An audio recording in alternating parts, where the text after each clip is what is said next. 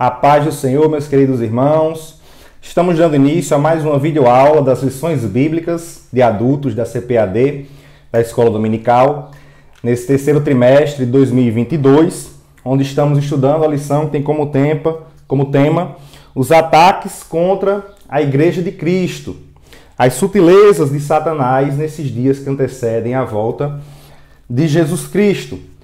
Hoje estaremos estudando a lição de número 2, lição que será estudada nas escolas dominicais no dia 10 de julho de 2022 e tem por título A Sutileza da Banalização da Graça. A graça, a doutrina da graça, ela vem sendo banalizada, barateada, tido como algo comum em nossos dias. E o texto áureo diz: porque pela graça sois salvos, por meio da fé, e isso não vem de vós, é dom de Deus. Está lá em Efésios, no capítulo 2, e o versículo 8. Inclusive, esse texto áureo está incluído na leitura bíblica em classe, que está lá em Efésios, no capítulo 2, os versículos 4 até o versículo 10. E a verdade prática diz: a graça de Deus não é barata, ela requer arrependimento, novo comportamento, ou seja, nova vida em Cristo. Então, quando nós aceitamos a Cristo, precisamos ser uma nova criatura, precisamos ter novos hábitos, um novo comportamento diante da nossa regeneração. Isso é muito importante ser compreendido porque a graça ela vem sendo desvirtuada por muitas pessoas que querem levar a vida da forma como bem entendem. Então, aqui na lição de hoje, a introdução, o autor diz assim: nesta lição, estudaremos sobre a graça de Deus. Ele diz que nesses últimos tempos, os cristãos têm demonstrado um maior interesse em conhecer melhor a doutrina da graça.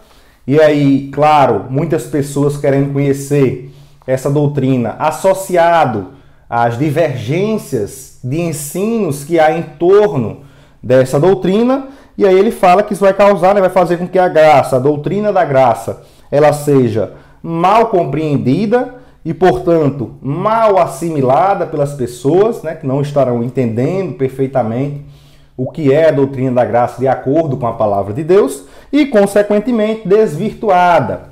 E ele diz que a graça está sendo, a graça barateada. As pessoas elas não compreendem realmente o que é a graça. Muitas pregações, muitos hinos, as pessoas têm desvirtuado, mostrado aquilo que a graça não é de acordo com as Escrituras. Então aqui na lição de hoje, nos tópicos 1 e 2, a gente vai estar estudando os aspectos soteriológicos da doutrina da graça, ou seja, como é que a graça ela se revela no plano de Deus para a salvação do homem. Então a gente vai estar vendo que a graça é divina, a graça ela é imerecida, ela é necessária e a graça ela tem um alcance aí ilimitado. Então, nos tópicos em seguida 3 e 4, a gente vai estar vendo os ataques que a doutrina da graça vem sofrendo ao longo da história. E aí a importância das epístolas, a importância da reforma protestante e também da igreja como defensores da doutrina verdadeira da graça de Deus. E aí quando a gente finalizar, ao final, a gente vai estar contrastando, analisando aí dois entendimentos a respeito da graça. O entendimento arminiano wesleyano e o entendimento calvinista. O entendimento arminiano wesleyano em relação à doutrina da graça é o entendimento que as Assembleias de Deus acreditam ser o mais próximo daquilo que as Escrituras mostram como ser verdade. Já o entendimento calvinista é o entendimento contrário a esse entendimento arminiano wesleyano, que foi uma resposta, na verdade, ao entendimento calvinista. Então a gente vai estar analisando esses dois pensamentos, nosso pensamento da Assembleia de Deus e o pensamento dos nossos irmãos calvinistas, o entendimento que eles têm em relação à graça de Deus. Então aqui, meus irmãos, para iniciar, hoje a gente vai fazer um pouco diferente, vamos estar começando pelo tópico 2.1. E aí, em seguida, dentro desse entendimento, a gente vai estar colocando aqui o tópico 1, o ponto 1 e o ponto 2, né? Porque é interessante que a gente inicie falando a respeito do pecado, já que o pecado ele é uma pré-condição para a salvação. E então, a gente vê que o autor aqui no ponto 1 do tópico 2, ele fala assim, uma das doutrinas mais definidas e claras nas Escrituras é referente à queda do homem. E aqui ele fala que o primeiro fato, né, que Adão, que foi criado como um homem moralmente livre, né, livre para escolher, para decidir o que ele quer fazer, e ele de forma livre e voluntária desobedeceu e pecou, né, diante ali da ordem de Deus. Então, o primeiro fato que o autor fala aqui é o pecado do homem. O segundo é que a queda do homem produziu consequências, tanto para ele como para a sua posteridade. Tendo caído no pecado, o homem não podia por si mesmo se libertar. Uma das consequências advindas da queda foi a necessidade da satisfação da justiça divina. E é que ele fala a respeito da doutrina do duplo amor de Deus, onde ele diz, se por um lado a justiça divina exige a punição do pecado, por outro lado o amor de Deus pela humanidade, né, a gente vai estar falando aqui a respeito dessa benevolência de Deus, seu amor, levou a prover a cruz como o meio de justificação. Então, inicialmente, o que a gente deve entender é que, devido ao homem ter pecado, né, e quando Adão pecou, ele e toda a sua posteridade, eles ficaram em dívida diante de Deus. Uma dívida de pecado. E isso faz com que seja necessário o homem ser salvo. Então há aí a necessidade da salvação. Então, diante do pecado do homem, há a necessidade da salvação. Se o homem não tivesse pecado, não seria necessário a salvação. A gente vê isso lá em Romanos, no capítulo 3, versículo 23, quando Paulo diz que todos pecaram e estão destituídos, separados, distantes da glória de Deus. E em Romanos, no capítulo 5 e versículo 12, Paulo diz assim, pelo que, como por um homem entrou o pecado no mundo, e pelo pecado a morte, assim também a morte passou a todos os homens. Por isso que todos pecaram. Então aqui ele está mostrando que quando Adão pecou, o pecado ele passou para toda a sua posteridade. Todos pecaram. Então todos necessitam ser salvos do pecado, necessitam da salvação. Então, o pecado ele trouxe consigo consequências. A primeira consequência é que o homem ele se afasta de Deus. Isaías 59:2 diz que as nossas iniquidades, nosso pecado é o que faz separação entre nós e Deus. Então o pecado ele separa, ele afasta o homem de Deus. E aí o homem fica distante de Deus com o seu entendimento, com a sua consciência corrompidas, contaminadas pelo pecado. Que é o que Paulo diz lá quando escreve a Tito, no capítulo 1 e o versículo 15. Todas as coisas são puras para os puros, mas nada é puro para os contaminados e infiéis. Antes, o seu entendimento e consciência estão contaminados. Então, com esse entendimento e essa consciência contaminada, ele não consegue, ele fica impotente de se reaproximar de Deus. Ele não consegue se reaproximar de Deus, ou seja, ele não consegue se salvar, ele não consegue se justificar diante de Deus, ele não consegue pagar a dívida de pecado. Então o homem ele fica impotente. E a outra necessidade, a outra consequência, na verdade, que o homem ele tem, como o autor fala aqui, é essa necessidade da satisfação da justiça divina. O homem ele precisa se tornar justo diante de Deus para poder ser salvo. Só que o homem afastado de Deus, ele não consegue pagar essa dívida de pecado. Ele não consegue se justificar diante de Deus. Ele não tem como ele fazer por merecer o perdão da parte de Deus. E isso é interessante, ele não consegue fazer por merecer o perdão da sua dívida diante de Deus. É como Jesus falando em Lucas, no capítulo 7 e o versículo 42, onde ele fala para Pedro, ali quando aquela mulher veio ungir os seus pés, e ele diz assim no versículo 42 do capítulo 7 de Lucas, e não tendo eles com que pagar, perdoou-lhes a ambos. Dize, pois, qual deles o amará mais? Que Jesus falando a respeito, né, daquele credor que tinha ali dois devedores. Aí um devia a ele 500 dinheiros e o outro 50. E ali ele perdoa ambos porque eles não tinham como pagar as suas dívidas. E aí, em Efésios, Jesus pergunta, qual deles ele amou mais?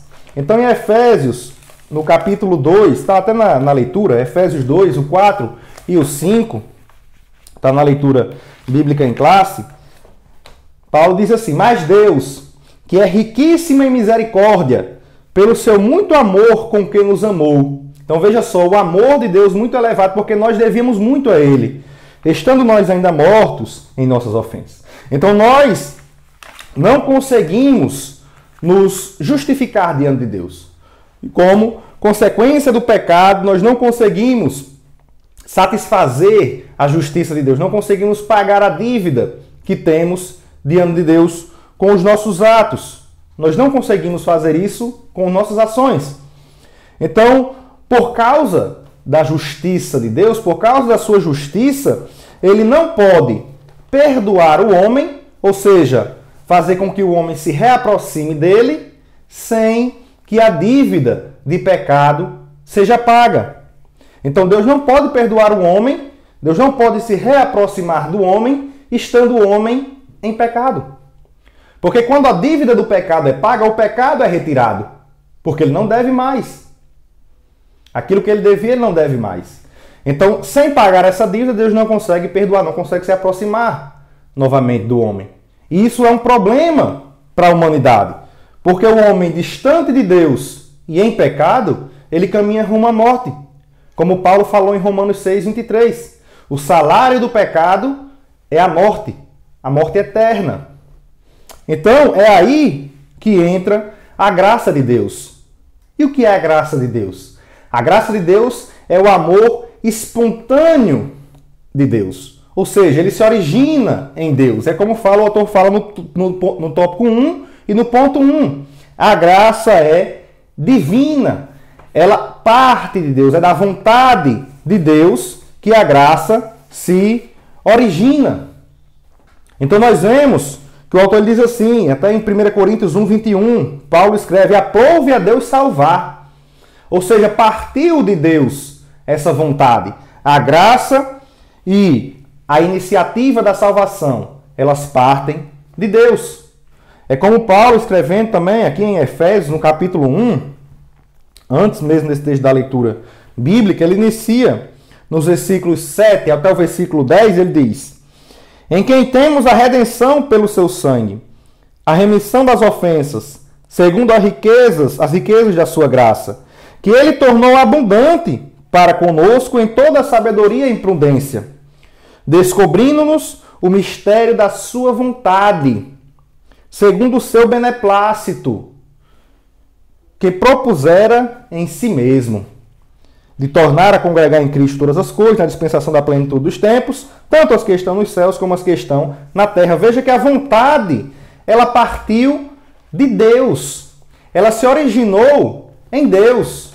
Foi algo que foi espontâneo. Não foi o homem quem foi atrás da graça de Deus. Foi Deus que quis salvar o homem. Foi Deus quem quis agraciar o homem. Então vemos que a origem da graça ela é divina, ela parte de Deus. A iniciativa de salvar o homem partiu de Deus. E essa graça, esse amor, ele também é imerecido, que é o ponto 2 do tópico 1. A graça é imerecida. Como o autor diz, isso significa que ninguém a merecia e nem tinha como merecê-la. Como a gente já falou, o homem não tinha como pagar por essa dívida. O homem não tinha como pagar pela dívida de pecado. Então não tinha como ser perdoado por Deus. Então Deus teve que agir. Deus teve que interferir ali na vida do homem. Então veja que esse favor que Deus nos faz, esse amor que Ele nos dá, é um amor imerecido.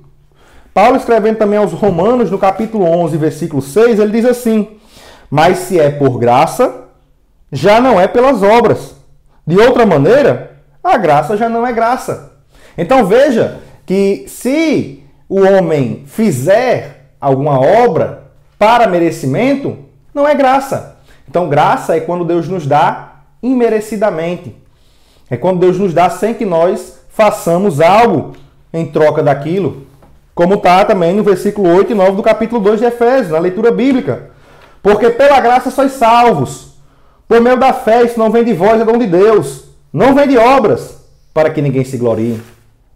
Então aqui nós vemos que a graça, ela é imerecida. O homem não tem como fazer por merecer a graça de Deus.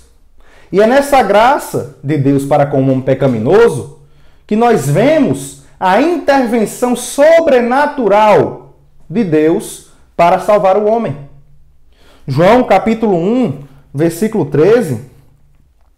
Isso não foi de vontade de homem algum, foi sobrenatural. Olha, os quais não nasceram do sangue, nem da vontade da carne, nem da vontade do varão ou do homem, mas de Deus. Veja que a vontade de salvar, essa iniciativa, ela partiu de Deus. E essa iniciativa de Deus de salvar o homem, ela está revelada em toda a Bíblia. Desde que o homem pecou, Deus mostrou o seu plano de salvação para o homem. E isso foi mostrado de forma plena, de forma perfeita em Cristo Jesus, por meio da graça. Em Tito, na epístola que Paulo escreveu a Tito, no capítulo de número 2, o versículo 11, Paulo diz assim: porque a graça de Deus se há manifestado, trazendo salvação a todos os homens.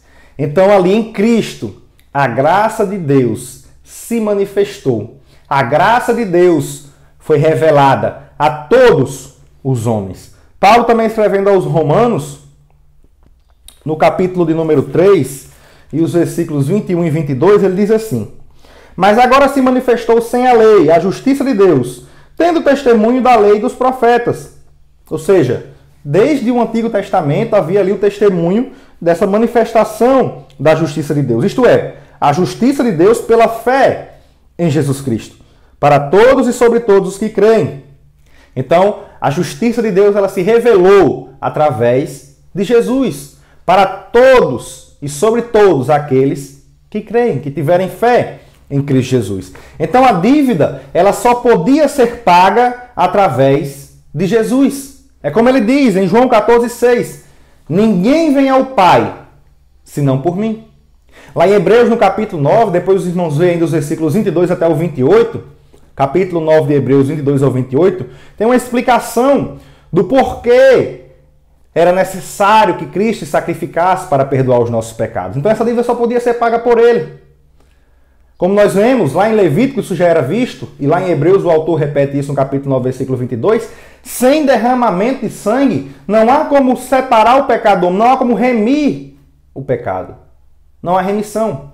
Então era necessário a expiação de Cristo para que o pecado do homem pudesse ser perdoado, para que houvesse a possibilidade de redenção. Então, nós vemos que o meio utilizado para isso foi a graça. Então, a única forma do homem ser perdoado era através do sacrifício de Jesus. E o meio que Deus utilizou foi a graça, como a gente já viu aqui no versículo 8 do capítulo 2. Foi o meio utilizado, foi a graça. Também, no capítulo 1 de Efésios, e no versículo 6, Paulo diz assim: para louvor e glória da sua graça, pela qual nos fez agradáveis assim no amado, ou com a qual nos agraciou no amado. Então aqui nós vemos que a graça é o meio utilizado por Deus para nos agraciar consigo mesmo, para nos tornar agradáveis a Ele. É o meio utilizado, é a graça de Deus. Nós não a merecemos, mas Deus nos dá ela. Então, nós vemos que nós necessitamos da graça de Deus para sermos salvos. Então aqui, no tópico 2 e no ponto 2, a extensão da graça. Nós precisamos dessa graça. Essa graça vem de Deus, ela é imerecida. E qual a extensão? Quem essa graça alcança? Aqui o autor diz assim: Deus quer salvar a todos. Então a vontade de Deus é que todos os homens se salvem. Deus ama todos os homens. Isso daqui nós vemos a benevolência, a onibenevolência de Deus. Deus é todo benevolente, é todo bondoso, é todo amoroso. Isso nós estaremos utilizando esse conceito mais à frente. para explicar como nós nos baseamos na doutrina da graça de acordo com essa onibenevolência de Deus. Então, logo mais, o vil pecador, no lugar onde estiver, é amado por Deus e por isso deve ser alcançado. É que ele cita o alcoólatra, o adúltero, o homicida. Todos serão aceitos por Deus se receberem a graça divina de Cristo Jesus. Então veja que tem um se aqui, tem uma condição. Veja que para ser alcançado não há condição, mas para receber há condição. Ela é universal, não é universalista. Vamos estar comparando também, falando a respeito do universalismo, de outros extremos também que há, que nós devemos evitar. A graça é oferecida a todos, contudo só se torna eficaz na vida daquele que crê, que tem fé, que acredita. Então nós vemos que Deus, ele quer salvar a todos. Está lá, 1 Timóteo 4:2, a vontade de Deus é que todos homens se salvem e cheguem ao conhecimento da verdade. Também Pedro, 2 Pedro 3:9, Pedro diz assim: o Senhor não retarda a sua promessa, ainda que alguns a tenham por tardia, mas é longano para convosco, não querendo que alguns se percam, senão que todos venham a arrepender-se. Então nós vemos que essa é a vontade de Deus. A vontade de Deus é que todos os homens se salvem, é que todos cheguem ao arrependimento. Então, por ter essa vontade, por querer salvar todos, Deus também proporciona a todos, por meio da graça, na morte de Cristo, que todos cheguem a essa salvação.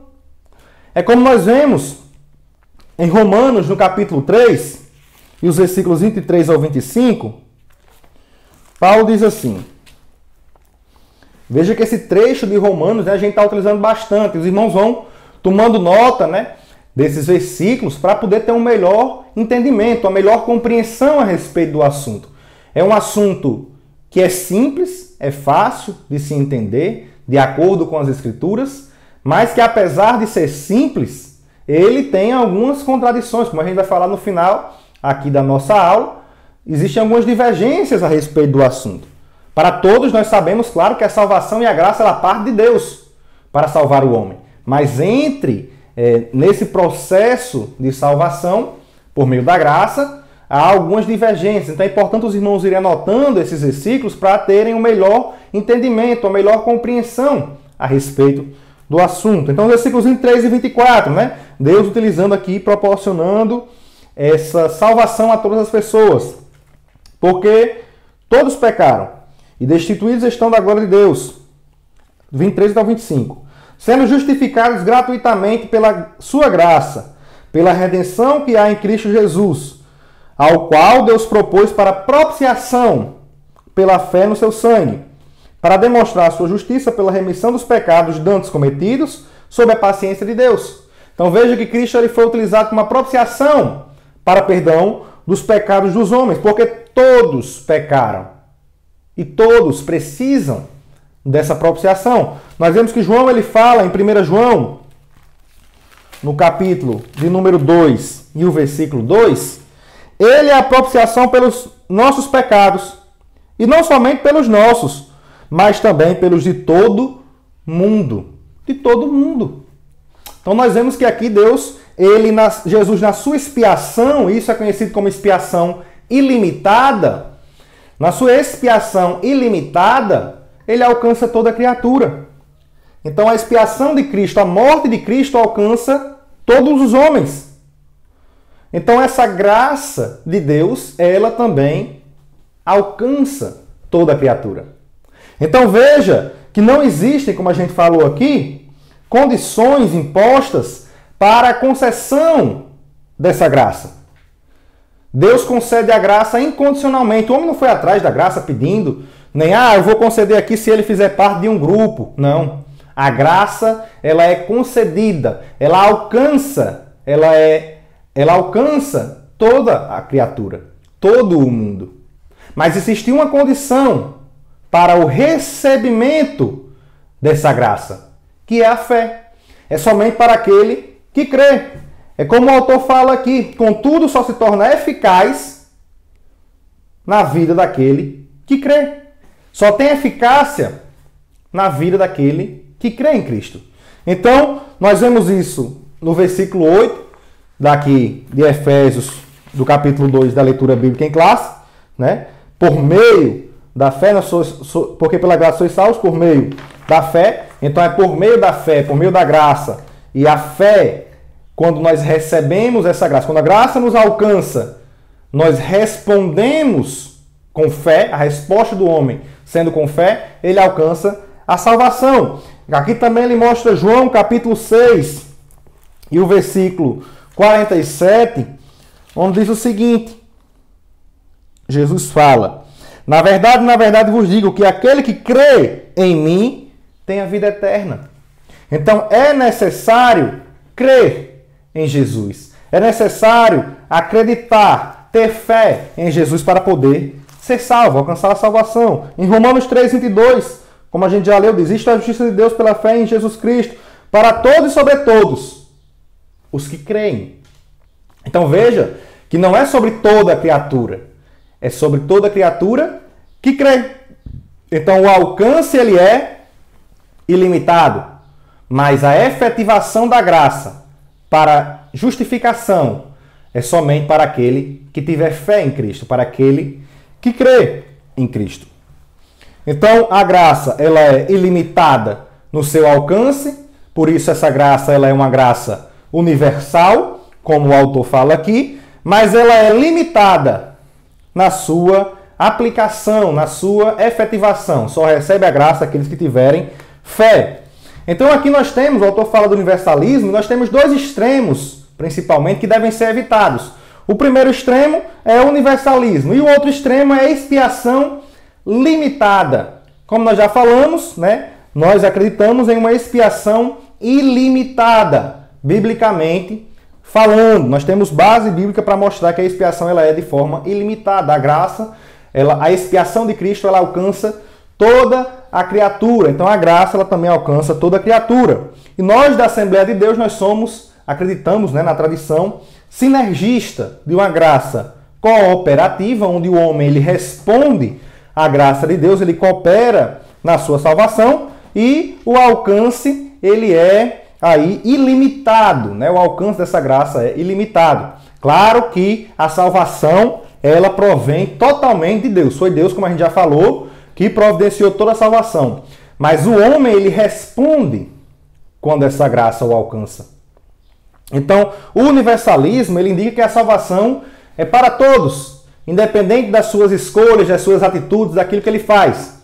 Aí um extremo, né, da salvação diz até que Satanás vai ser salvo. E nós vemos que isso biblicamente, pelo amor de Deus, isso daí é uma heresia. Na Bíblia ela mostra a condenação de Satanás, ela mostra que há o tribunal do trono branco, onde aquele que não for achado inscrito no livro da vida vai ser lançado no lago que arde de fogo e enxofre.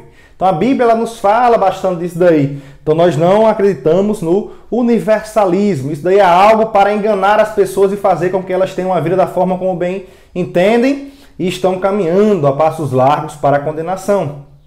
Outro extremo também que nós devemos evitar é a expiação limitada, onde diz que a salvação é apenas para alguns eleitos, né? Para um grupo de pessoas independente da sua vontade, da sua escolha. Deus determinou que eles serão salvos, não importa o que eles façam, eles serão salvos. E a graça só alcança essas pessoas, porque a graça, a gente vai falar isso mais na frente também, ela é irresistível. Então essas pessoas, quando alcançadas pela graça, elas não têm como resistir, elas serão salvas, independente da sua escolha, independente daquilo que eles querem. Então essa expiação limitada também devemos tomar cuidado. Como vimos aqui, a expiação ela é ilimitada, ela alcança todas as pessoas e a salvação ela é dada àqueles que respondem com fé, acreditando a graça que lhes foi manifestada. Então aqui encerramos o nosso tópico 2. Então nós vimos que a graça ela é necessária, a graça ela é divina, ela é imerecida e também vimos que a graça ela é, o seu alcance ele é ilimitado, a graça ela é universal. E os cuidados que devemos ter com alguns posicionamentos. Aqui no tópico 3 nós vamos ver, né, a graça no contexto da reforma. Então aqui nós vemos, na verdade, ataques à doutrina da graça. No tópico 3 e no tópico 4. Né, ataques à doutrina da graça. E nós vemos que a doutrina da graça ela sofre ataques desde o início da igreja. Vemos ali que algumas heresias, como o cristianismo judaizante, né, eles eram bastante combatidos em várias epístolas. Né? O cristianismo judaizante, que as pessoas elas queriam que os cristãos eles se adequassem à lei de Moisés, sendo que nós, como dispensacionalistas, nós sabemos que não estamos mais na dispensação da lei. Estamos na dispensação justamente daquilo que estamos estudando aqui, da graça. A lei, é bem verdade, ela teve ali a sua importância, teve a sua função. E as funções da lei eram mostrar a malignidade do pecado e mostrar que o homem ele não conseguia se salvar através das suas obras. Até porque muitas pessoas achavam que iriam se salvar através do cumprimento da lei, mas eles não conseguiam cumprir a lei como um todo. Então a lei ela não podia salvar. E ela serviu, na verdade, como um guia, como um aio, como Paulo fala em Gálatas 3:24. Ela serviu como um pedagogos, um guia até Cristo, até a graça. Então essa foi a função da lei. Então esse cristianismo judaizante ele foi bastante combatido ali no princípio da igreja. Muitas pessoas ainda hoje em dia querem fazer com que a gente cumpra, né, a lei na sua totalidade. Sabemos que a lei ela tem princípios morais, civis e religiosos. Os preceitos civis e religiosos eles eram destinados somente aos destinatários originais, que foi o povo de Israel. Isso a gente viu na revista passada. Né? Quem quiser se inteirar um pouco mais a respeito do assunto, dá uma olhada na lição 3, onde fala a respeito de Jesus, a lei e os discípulos. Jesus deixou bem claro ali o que era o seu entendimento da lei, mostrando que ele estava trazendo a lei de uma forma completa, né? Não da forma como o povo estava, ali os escribas e fariseus estavam querendo mostrar que ela era para ser feita. Então ele trouxe o entendimento perfeito ali da lei e mostrando, né, que os preceitos morais da lei eles deveriam ser mantidos, né? Isso nós devemos continuar utilizando, porque muitas pessoas também, nós vamos ver aqui no tópico 4, falam, eu estou debaixo da graça, não estou debaixo da lei, mas esquecem que os preceitos morais que foram colocados, na verdade, no coração do homem desde a sua criação, eles devem permanecer no coração do homem. Aquele que anda em espírito, na verdade, o fruto do espírito gerado em seu interior, faz com que esses preceitos morais eles sejam edificados e frutificados. Né? O fruto do espírito tem vários gomos e esses gomos eles são ali postos em prática na vida do cristão que anda verdadeiramente em espírito. Então, aqui uns dos ataques que ocorriam era esse cristianismo judaizante, né? As pessoas querendo fazer que as pessoas retornassem à lei, isso foi combatido. E aí, com o passar do tempo, né, chegou ali a Idade Média, aqui ele fala da corrupção da doutrina da graça, no ponto 1, e ele diz o seguinte, né, um contexto ali que antecedeu a reforma protestante. E aqui ele fala que alguns fatores que contribuíram para o surgimento da reforma, né, ele fala da questão da moral, né, dos líderes religiosos, né, o baixo nível moral dos líderes religiosos, a rejeição da doutrina católica como válida, um maior interesse pela educação das pessoas, uma maior diversidade doutrinária. Foram vários fatores que levaram ali para que a reforma ela fosse feita. Né? Isso daí os irmãos conseguem ver em vários livros a respeito da reforma protestante. E aqui diz que pode-se afirmar que a reforma surge como uma resposta ao enfraquecimento, deturpação e negação da doutrina da graça, que no período medieval havia sido totalmente desconfigurada. Olha só, a salvação pelas obras havia substituído a salvação pela fé somente. A salvação havia se tornado meritória, né, pelas obras. Então a gente vê que aqui a doutrina da graça ela foi deturpada, ela foi desconfigurada, né? As pessoas fizeram com que a salvação ela deixasse de ser pela fé, somente como a gente vê ali em Romanos 1,17, né? O meu justo viverá pela fé, foi o texto ali marcante para que houvesse a reforma protestante, as pessoas protestando contra várias coisas que haviam dentro da Igreja Católica Apostólica Romana, e ali eles trouxeram essa ideia, né, em relação à doutrina da graça, que a salvação ela não era por meio da fé, por meio da graça, ela era por meio das obras, daquilo que era feito. Então a salvação meritória. E aí a gente vê que essa ideia, na verdade, ela vem se estendendo e até hoje ainda existe. Então muitas pessoas elas têm essa ideia enraizada em si de que elas serão salvas por aquilo que ela faz, e não pela graça de Cristo.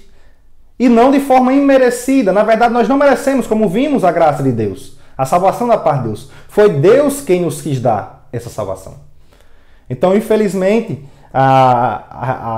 na Idade Média, a Igreja Católica, ela desconfigurou, ela corrompeu a doutrina da graça, de forma que hoje em dia muitas pessoas pensam que a salvação é por meio das obras, por meio daquilo que é realizado. Isso era um pensamento que havia antes, é um pensamento que foi fortalecido, e foi contra isso que a Reforma Protestante protestou, contra esses pensamentos errados que havia dentro da Igreja Católica.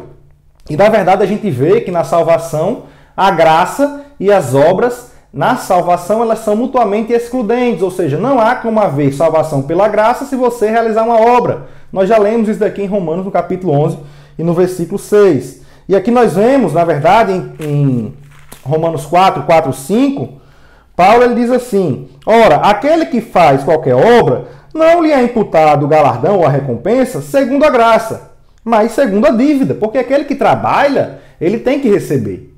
Então, se você trabalha para ser salvo, você não vai receber por meio da graça. Você está buscando ser salvo por meio daquilo que você está fazendo, por meio das obras. Mas aquele que não pratica, porém crê naquele que justifica o ímpio, ou seja, você vê que a condição para a salvação é o crer. Porém, crê naquele que justifica o ímpio. Sua fé lhe é imputada como justiça, para justificação, para regeneração, por meio da graça. Então vê que a graça, ela alcança. Por meio da fé, nós somos salvos. Não por meio daquilo que fazemos. Se buscarmos fazer, não podemos ser salvos. Então é mutuamente excludente. Se buscarmos realizar obras para sermos salvos, quisermos ser salvos de acordo com aquilo que a gente faz, não podemos ser salvos por meio da graça. Está no texto também, Efésios 2, nos versículos 8 e 9, onde diz: porque pela graça sois salvos por meio da fé. Isso não vem de vós, é um dom de Deus. A graça é um presente de Deus, a salvação é um presente de Deus. Não vem das obras. Para quê? Para que ninguém se glorie. Isso era algo até que os judeus eles se orgulhavam bastante de ter a lei, de praticar a lei, que iam ser salvos de acordo com aquilo que eles estavam fazendo segundo a lei. Então isso foi combatido também dentro da doutrina da graça. As obras não salvam. A graça é um favor imerecido que Deus faz por nós.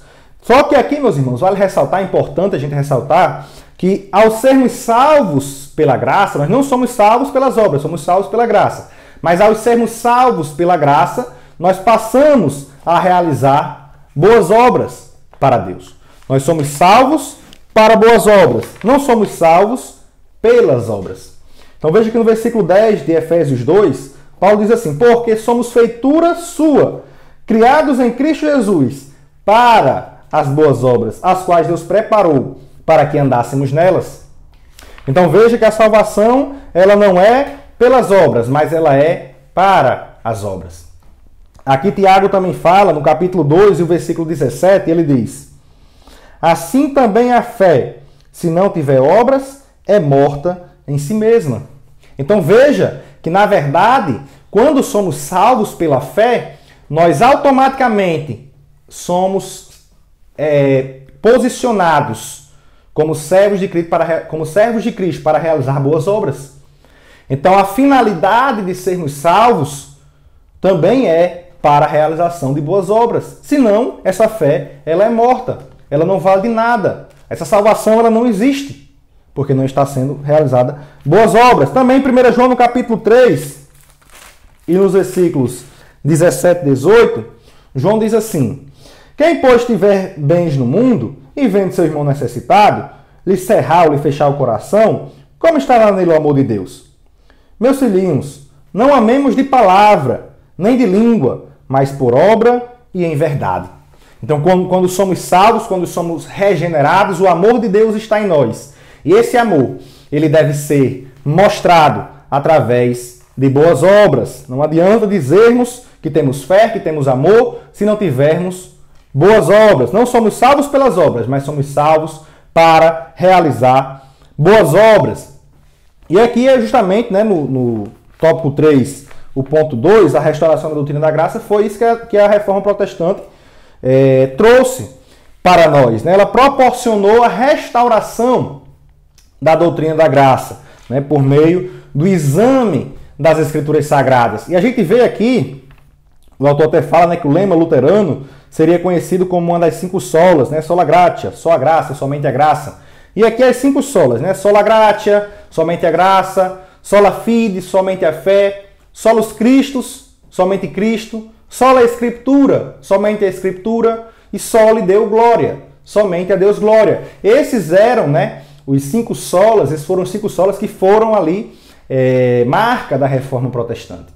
Então, combatendo, né, a doutrina corrompida da graça, mostrando que a salvação ela era por meio da fé, por meio da graça, combatendo ali a tradição papal, né, mostrando que, na verdade, a glória era somente para Deus, somente Cristo, somente em Cristo obteríamos a salvação, e nós deveríamos examinar as Escrituras, somente as Escrituras. Não é uma tradição que é maior do que as Escrituras, mas as Escrituras estão acima de tudo isso. Então, outra coisa também, as Escrituras elas eram interpretadas muito ali de forma alegórica, né? Não eram interpretadas de forma literal. Isso também foi combatido, né? Somente, sola Escritura, somente a Escritura. Então havia ali diversas coisas que foram combatidas, né, pela Reforma Protestante, e a base foi esses 5 solas. Agora aqui no tópico 4, a graça no contexto contemporâneo. Aqui ele fala de uma graça barateada, né, onde ele diz: há muita expressão graça barata foi introduzida na literatura para expressar a vida cristã nominal ou mundanizada. De fato, o evangelho expresso por alguns ensinadores não reflete mais a graça. A gente vê que esse cristianismo moderno, né, onde virou moda hoje em dia ser gospel, né? Ah, eu sou gospel, né? Virou moda. E aí a graça ela vem sendo banalizada, ela vem sendo tornada de forma comum. E muitos líderes, eles têm pregado um evangelho que leva as pessoas a acreditar que por estarem debaixo da graça e não da lei, elas podem viver da forma como elas quiserem. E eles dizem: ah, não, eu não vivo debaixo da lei, eu vivo debaixo da graça. Como eu havia dito anteriormente, né? Eu vivo debaixo eu vivo debaixo da graça, eu não vivo debaixo da lei. Então, eu não preciso, você não pode pôr limites para mim. Eu tenho a liberdade da graça, eu posso fazer o que eu bem entender. E aí extrapolam os limites da graça. A gente vê, esse comportamento é um comportamento muito comum entre as pessoas. E já existia desde o início da igreja. Então, em toda a era da igreja, isso vai acontecer. Essa deturpação, essa banalização da graça, nada como se fosse algo comum. A graça ela é especial, ela é o centro, é uma das doutrinas centrais do cristianismo bíblico. Então, aqui em Gálatas 5, e no versículo 13, Paulo diz assim: porque vós, irmãos, fostes chamados à liberdade da graça. Não useis então da liberdade para dar ocasião à carne. Então vê que muitas pessoas já estavam ali dando ocasião à carne, dizendo que estavam na liberdade, pecando, extrapolando os limites da graça, porque diziam estar na liberdade da graça. Olha o que Paulo diz aos Coríntios, 1 Coríntios capítulo 6, versículo 12, ele diz assim: todas as coisas me são lícitas, mas nem todas as coisas me convêm. Todas as coisas me são lícitas, me são permitidas, mas eu não deixarei dominar por nenhuma. Então veja que Paulo aqui ele nos mostra que nós realmente podemos fazer o que bem quisermos, mas nem tudo é conveniente fazer. Nem tudo vai edificar a nós, como ele diz em outra passagem. Lá em Hebreus, no capítulo 10, e nos versículos 28 e 29, Hebreus 10, 28 e 29 diz assim: quebrantando alguém a lei de Moisés, morre sem misericórdia, só pela palavra de 2 ou 3 testemunhas. De quanto maior castigo cuidai vós, ser julgados merecedor, aquele que pisar o Filho de Deus e tiver por profano o sangue do testamento, com que foi santificado, e fizer agravo ao Espírito da graça. Então imagina só, se na lei de Moisés a pessoa era morta, né, ali sem misericórdia, por palavra de 2 ou 3 testemunhas, imagina só quanto maior agravo vai ser aquela pessoa que está banalizando a graça. Aquela pessoa que está tornando a graça algo banal, algo comum, algo que não é especial. Então, não podemos baratear a graça, não podemos banalizar a graça. Não, maior castigo terá, como ele diz aqui no versículo 31, depois seguindo ele diz, horrenda coisa é cair nas mãos do Deus vivo. Então, tomemos muito cuidado para não estarmos barateando, banalizando a graça. Aqui no ponto 2, do tópico 4, ele fala a respeito do valor dessa graça. E ele diz que Paulo foi um defensor do evangelho da graça. Em seu tempo, ele não aceitou de forma alguma os penduricalhos que alguns cristãos quiseram pôr ao evangelho, como a gente já falou aqui, até a respeito do cristianismo judaizante. Os apóstolos sabiam do alto preço que custou a nossa salvação, o sangue de Cristo. Não há mérito humano, Cristo pagou o preço e fez tudo por nós. Nada mais precisa ser acrescentado à nossa salvação. Isso é graça. Então você vê que, na verdade, tiveram muitos combates, há muitas heresias ali, e Pedro ele mostrava que a forma como fomos resgatados, né, o preço, o valor da graça, ele fala aqui em 1 Pedro 1, 18 e 19, ele diz, sabendo que não foi por coisas corruptíveis, como ouro ou prata, que fostes resgatados da vossa vã maneira de viver, que por tradição recebeste dos vossos pais, mas com o precioso sangue de Cristo, como de um cordeiro imaculado e incontaminado. Então, o preço da salvação, o preço da graça foi o sangue de Cristo ali na cruz do Calvário que ele derramou por nós. E não há mérito nenhum na salvação por meio da graça. Nós vimos aqui no versículo 9 do capítulo 2 de Efésios, né? Não vem através das obras, para que ninguém se glorie, para que ninguém diga que conseguiu salvação através daquilo que foi feito. Então, meus irmãos, aqui agora nós vamos fazer a comparação, como a gente havia falado no início da aula, entre os pontos soteriológicos do arminianismo wesleyano, que é o que a Assembleia de Deus acredita que é o que melhor interpreta a obra expiatória de Cristo na cruz do Calvário, com os pontos do calvinismo, né? Que aí os outros irmãos acreditam ser a forma que melhor interpreta a doutrina da graça. Deixando claro aqui, né, que a gente deve buscar ter um cristianismo equilibrado, com base nas escrituras sagradas. E a Bíblia, ela está acima de toda e qualquer interpretação. A Bíblia, ela é infalível, ela é perfeita. A Bíblia, ela não erra. O erro inicia a partir do momento em que o ser humano começa a interpretar. Quando o ser humano usa a sua interpretação, aí está sujeito a erros. A palavra de Deus não contém erros. É isso que nós devemos ter como base. Então aqui vamos comparar esses dois pontos. Os pontos em que nós acreditamos, o arminianismo wesleyano, que a Assembleia de Deus tem como uma tradição correta, com aspectos aí sinergistas, né, de uma graça cooperativa, em que o homem ele coopera ali na sua salvação. A graça ela provém de Deus, totalmente de Deus, como nós já falamos, mas que o homem ele acaba respondendo a essa graça, tendo uma escolha como ser humano moralmente livre, criado por Deus. E aqui tem a sigla, né, utilizada para o arminianismo wesleyano, que é o FACTS, né, o FACTS, hein? F-A-C-T-S, né, são 5 letras, e cada uma dessas letras expõe os pontos soteriológicos defendidos por essa doutrina. E aí ela foi justamente para combater o pensamento calvinista, que ali baseava-se em aspectos monergistas, né, numa graça operativa, onde somente Deus estava ali operando, né? Então, boa parte da doutrina calvinista ela é baseada no monergismo, né?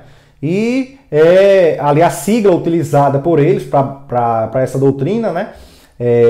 O TULIP, né? T-U-L-I-P, isso em inglês, né? Os irmãos que quiserem buscar aí para ver o que cada um quer dizer, a gente vai falar aqui no decorrer, mas o que cada um diz em sequência, os irmãos dão uma olhada na internet aí, TULIP, T-U-L-I-P para o calvinismo, e FACTS, né? F-A-C-T-S para o arminianismo wesleyano, que é aquilo que a Assembleia de Deus tem como a que melhor interpreta a obra expiatória.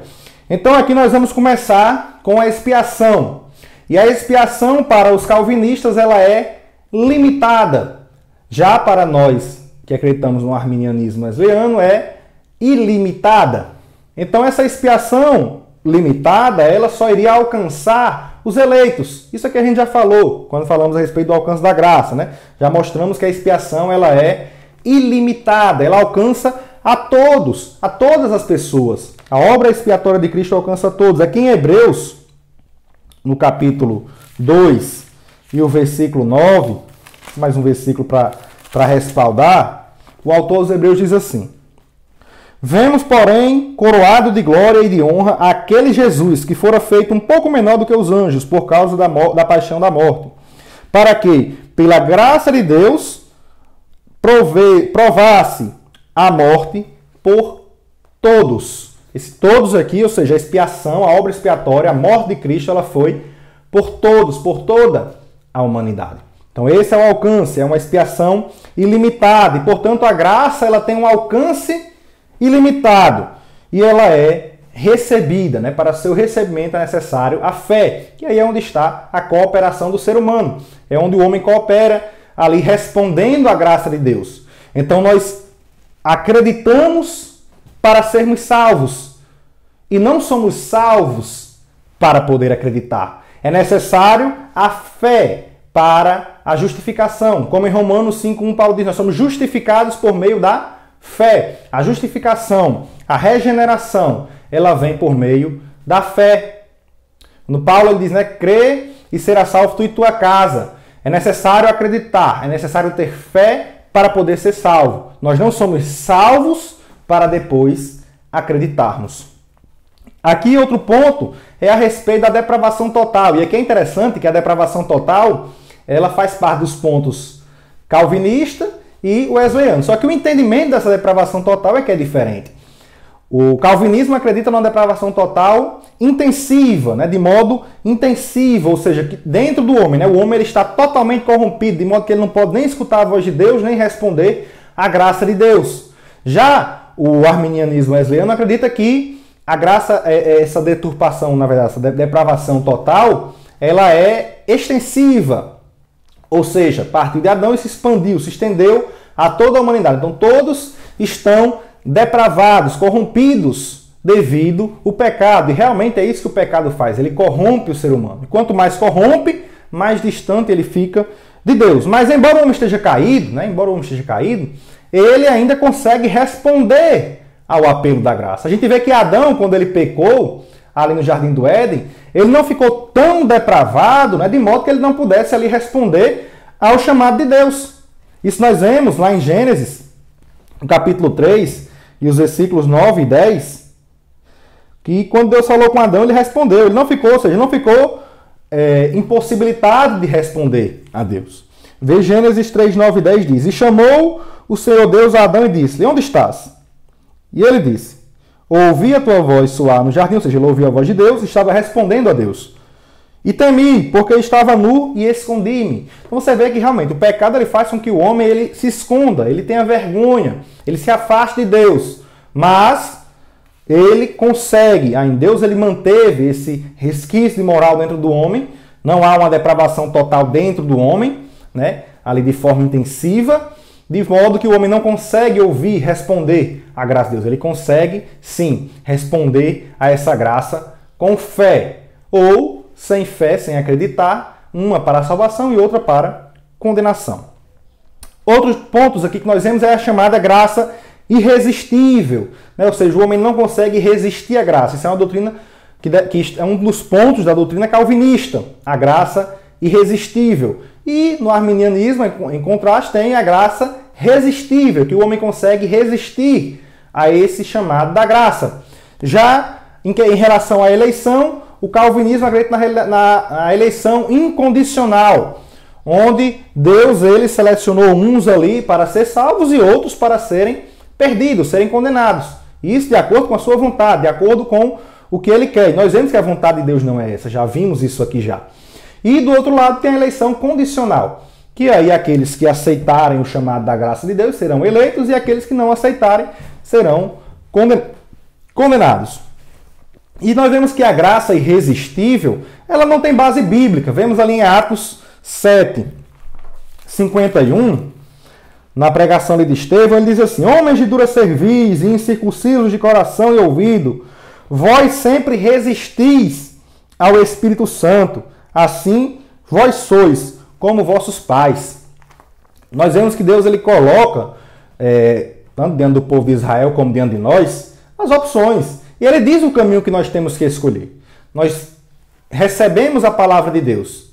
Deus nos diz o que é o certo e o que é o errado. Diz que a gente deve seguir pelo caminho certo. Mas nós, como seres moralmente livres, podemos escolher o caminho que seguimos. Podemos ir pelo certo e podemos ir pelo errado. Temos escolha, ou seja, a graça, ela quando chega até nós, ela pode ser resistida. Então a graça ela é resistível. Então, em relação à eleição, né, essa eleição incondicional, ou seja, que Deus escolheu uns para ser salvos, outros para serem condenados, ela é contrária à onibenevolência de Deus. A benevolência, a bondade, o amor de Deus por nós. Nós vemos em 1 João 4,16 que Deus ele é amor. Em João 3,16, Deus amou o mundo de tal maneira, verdadeiramente.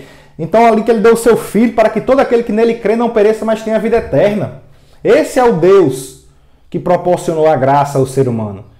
E aí esse Deus, ele não decretou, não pode decretar de forma alguma uns ali antes da eternidade, desde a eternidade, para salvar alguns e condenar outros, independentemente daquilo que eles querem, daquilo que eles escolhem, das suas vontades.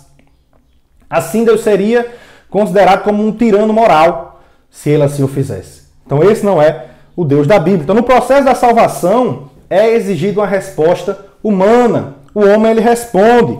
Lá em João, no capítulo 3, no versículo 17, diz assim: porque Deus enviou seu Filho ao mundo, não para que condenasse o mundo, mas para que o mundo fosse salvo. Quem crê nele não é condenado, mas quem não crê já está condenado.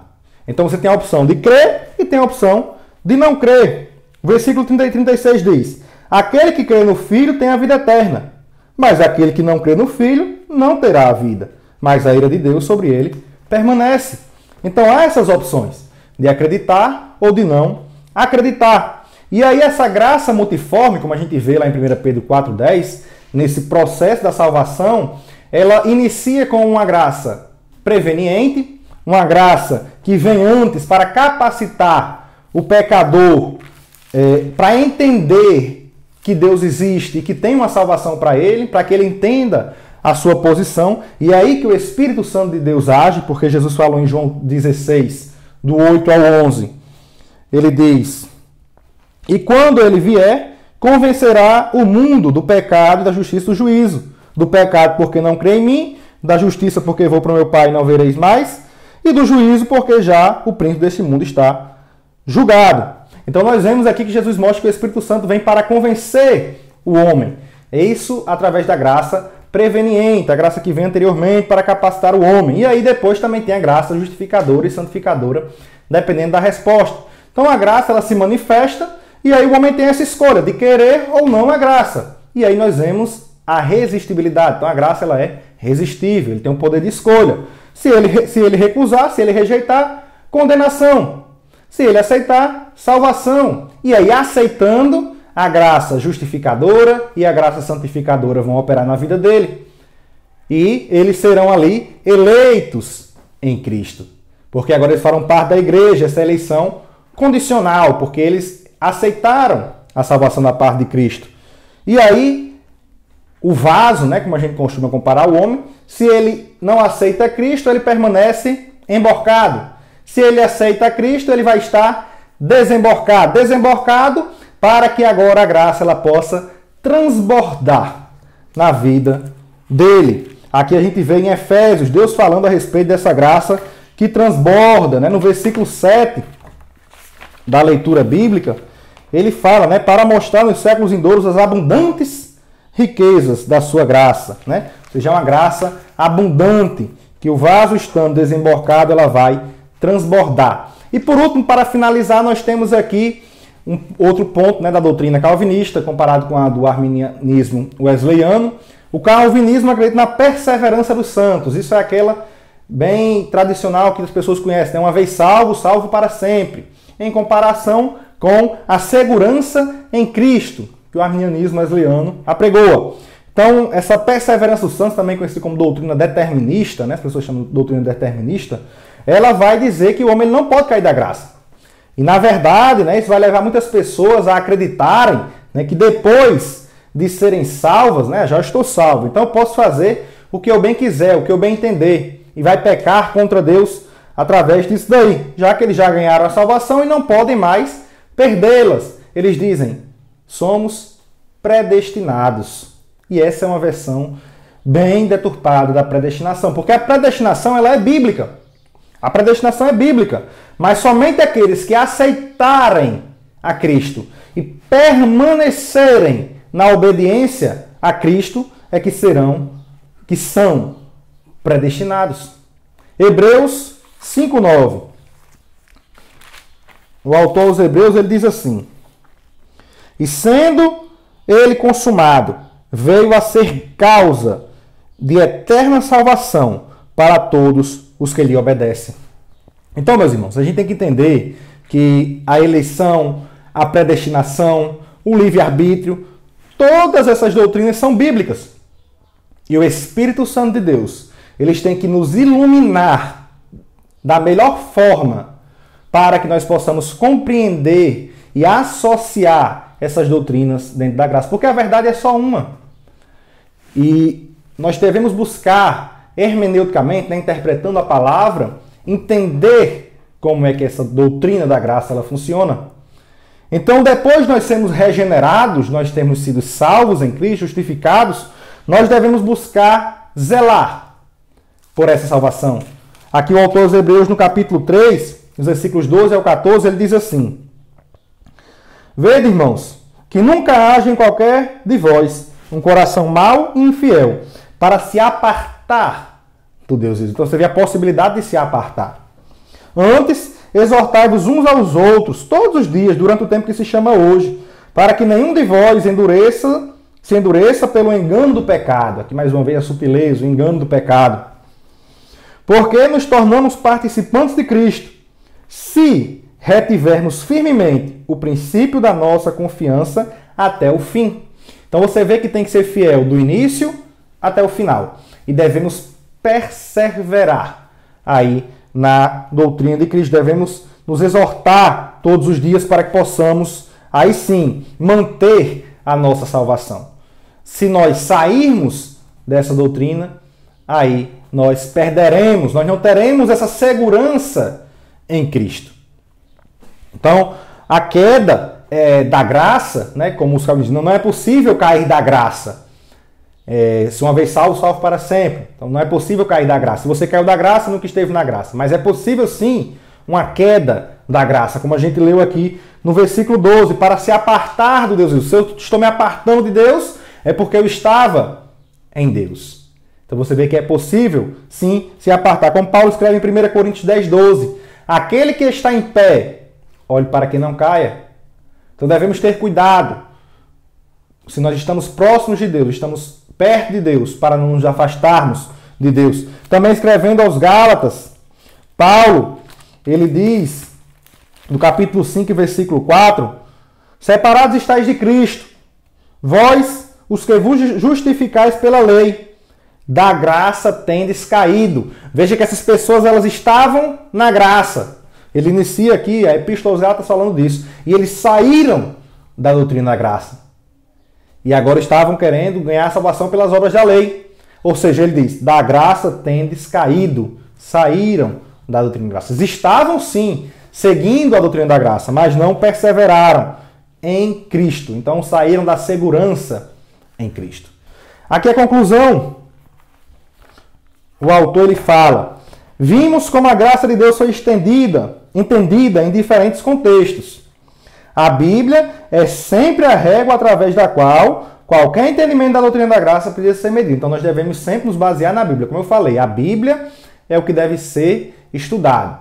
E não buscar entender a doutrina da graça de acordo com o que as pessoas falam. Não, de acordo com a palavra de Deus. Por isso que sempre aqui que eu ia falando, eu ia mostrando versículos para que os irmãos pudessem ter um entendimento melhor a respeito da doutrina da graça, para que a gente não venha cair num erro teológico. E aqui ele termina dizendo que a salvação é somente pela graça, e é isso que nós ficamos aqui nessa aula, né? A salvação é somente pela graça, ela parte de Deus, ela alcança todas as pessoas mas somente pode ser efetivada por meio da fé. Na próxima lição, na próxima aula, nós estaremos estudando, na lição 3, a sutileza da imoralidade sexual. Também muito importante, esses assuntos desse trimestre são assuntos maravilhosos para a nossa edificação, para que a gente venha estar a cada dia seguros em Cristo, para não cairmos da graça, não sermos ali atacados pelo inimigo. Eu acredito que se você ficou até esse momento é porque você gostou da nossa aula. Então eu peço que você deixe aí o seu joinha, compartilhe esse vídeo com seus amigos, com seus familiares.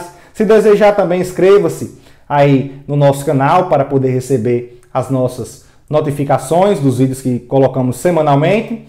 E não se esqueça, nesse domingo, participe da Escola Bíblica Dominical.